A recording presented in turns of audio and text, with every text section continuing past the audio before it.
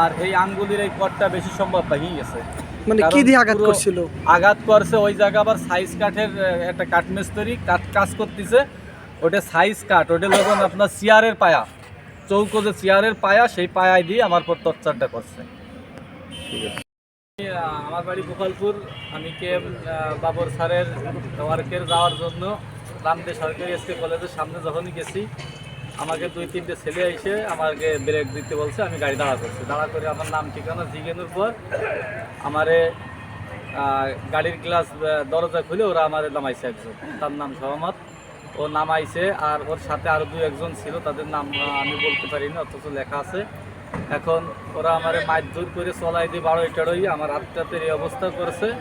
কিন্তু আমার কিছু না বলার আগেই ওরা আমারে মারি টাইরে চলে গেছে। অর্থাৎ আমারে যেভাবে মারার চিন্তা করছিল, তাতে আমি ওখানে একটা সাইনবোর্ড দিয়ে আমি বাড়িগুলো ঠেকাইছি। সাইনবোর্ড মিষ্টির দোকানের সামনে ওখানে এখনও মনে হয় আছে।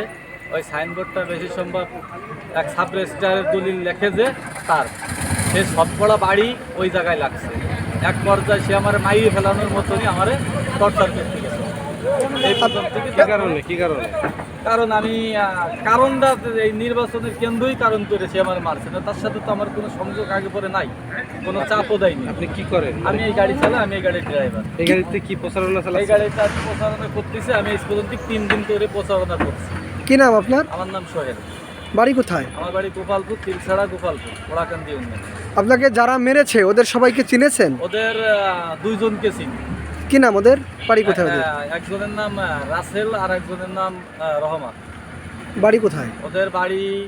একজনের বাড়ি ওদের সবই সাধুয়াটি বাড়ি, স্থায়ী ঠিকানা রামদিয়া। থানায় কি এ বিষয় নিয়ে কোনো অভিযোগ হয়েছে? থানায় আমি অভিযোগ করে আসছি। এখন ওসি স্যার আমাদের নির্বাচন অফিসে স্যারের দ্বারা পাঠাইছে, আমরা সেখানে আসছি। আমি এর উপযুক্ত বিচার দাবি করতেছি। কিসের প্রচারণা? আমি ধানের শীষে ডাক্তার বাবর স্যারের অর্কের কাজে যাচ্ছিলাম। এটা কয়টার সময় ঘটনা? এটা 1টার সময় যাওয়ার ঘটনা।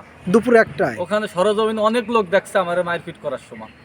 আপনার সাথে কি কেউ ছিল না? ঠেকাইতে আসে না, ওরা লোক এলাকার বিশাল শীর্ষ সন্ত্রাসী। ওদের সাথে আগের কোনো শত্রুতা? ওদের সাথে আমার আগের পরে কোনো শত্রুতা নেই।